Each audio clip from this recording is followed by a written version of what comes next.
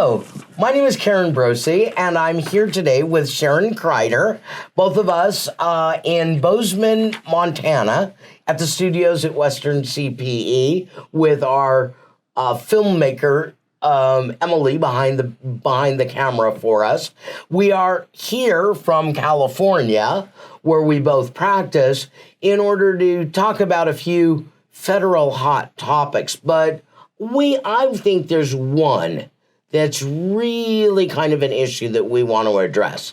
So I have a question for you, Sharon, and it is about the very recent U.S. Supreme Court decision in the Chevron case.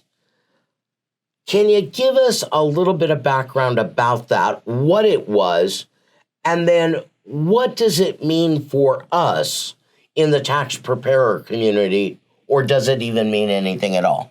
So we're talking about a June 28th decision. It was a 6-3 decision by the U.S. Supreme Court.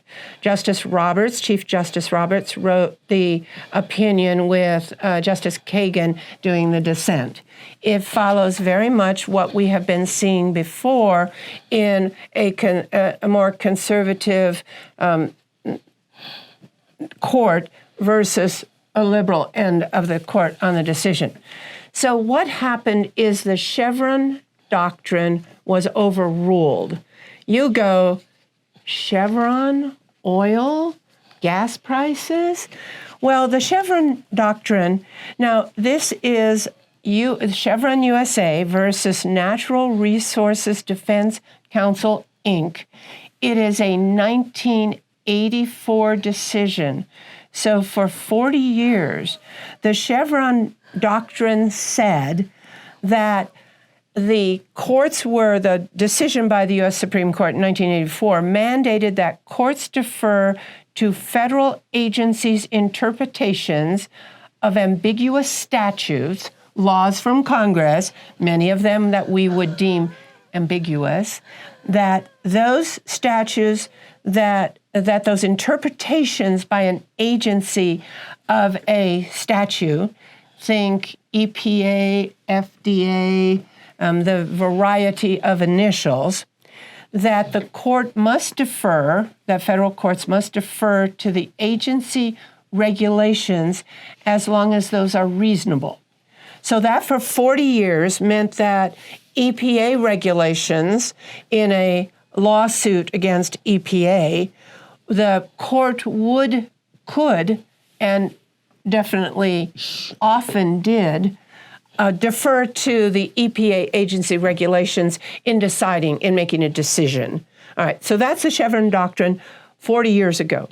Now, what the complaints were about that doctrine, and particularly more recent complaints, were that there needed to be a separation of power. And this was allowing the legislative, the White House, the administrative the executive branch. The executive branch. This would allow the executive branch to really have more power than the judicial branch thought it should have, that there should be legislative. Congress should all come together and explain what they want and put more details into legislation. Yeah, as a tax preparer, you gotta laugh about that, don't you? She's laughing out loud over my explanation of why this is all wrong on separation of power and executive and judicial and legislative branch, which you learned about in U.S. government in 11th grade or something. Yeah, maybe even 5th grade, for heaven's sakes. All right, so this is overturned. The proponents of overruling Chevron said too much power to the agencies. Right. The other side of it said, oh my heavens, this is 40 years, and we think the agencies have enough expertise to be able to write regulations to help Congress explain what Congress did. Now, the Supreme Court thinks if there should be legislation, it should be explanatory, and we should need regulations.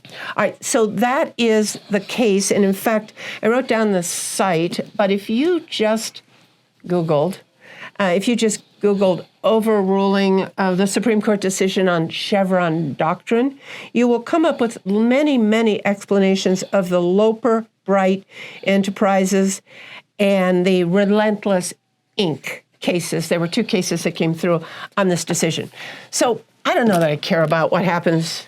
Well, I do care about what happens to the EPA, coincidentally, and FDA, but that's not my business. I'm a tax person. So I care about IRS and Treasury, and you're an accountant, and you care about what Treasury does and what IRS does because we're representing our constituency is our taxpayers and our clients. So we care on how this affects the IRS. And if you have been reading on this, there's some concern. The IRS writes lots of regulations. I'll bet they've released 2,000, 3,000 pages of regulations just on TCJA, just on former President Trump's tax reform bill in 2017. Thousands of pages of regulations to explain a bill that was massive, 600 pages of tax alone, tax provisions.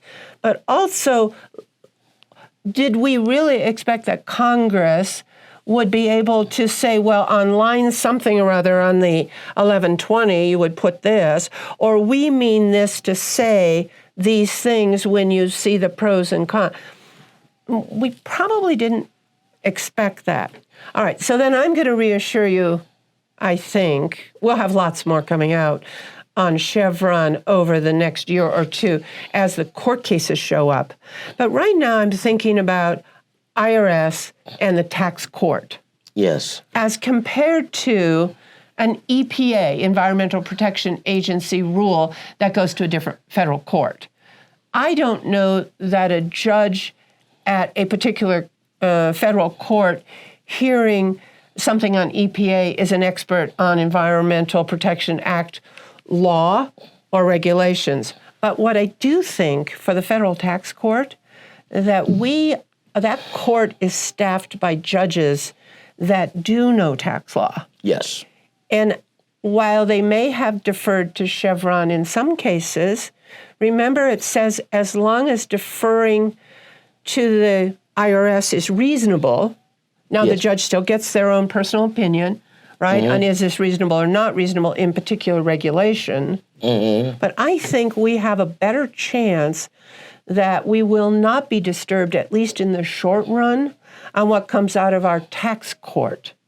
Because I would congratulate the tax court on its selection of judges who are experienced and knowledgeable in tax law.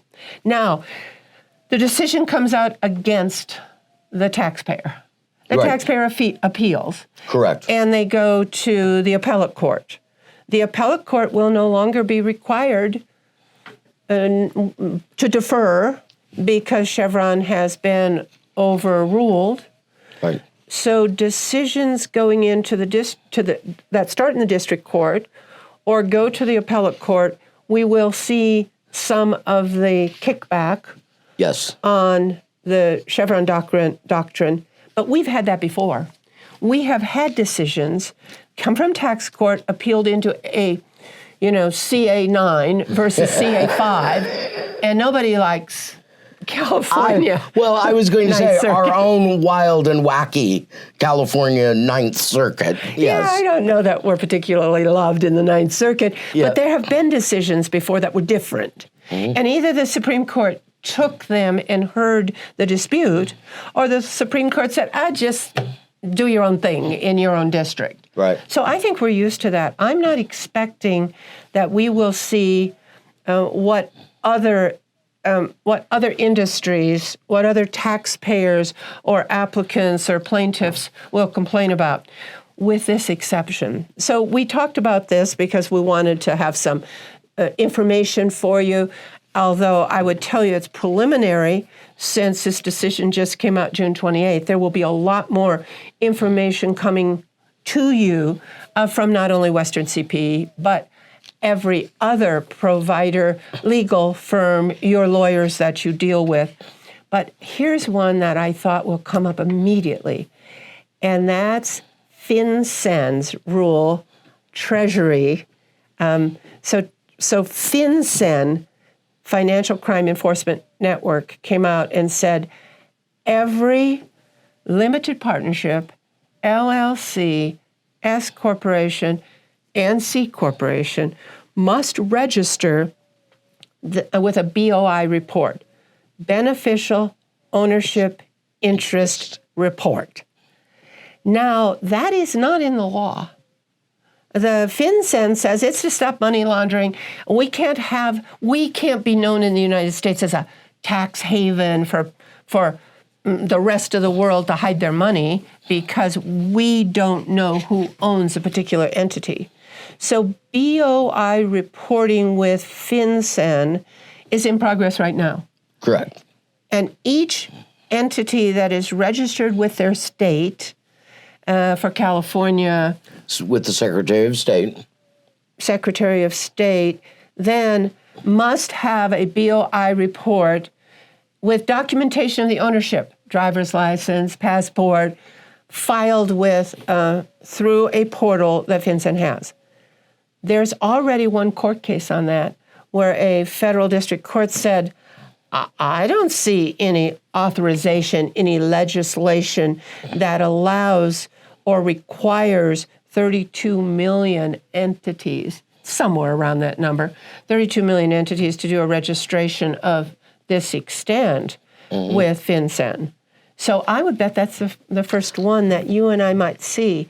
Yeah, that would enter into our realm. It would get in our realm. World. Yeah, yes. Our world. I think that's the first one. We'll be interested in other ones that come up. Yes, just I think because of the curiosity that comes natural with people who are overwhelmed with tax regulation. Correct. Well, and I think, though, from a tax standpoint, that there could be a trickle down of a little bit more of it at our state level when, on behalf of taxpayers, when things are appealed, audits are appealed, audit decisions are appealed at the agency level, then where do they go is in our various states. And the appellate boards might not be as knowledgeable as we feel the U.S. tax court is. And so we might see some of that where they will then disregard or not apply some of the provisions that the states have put into place.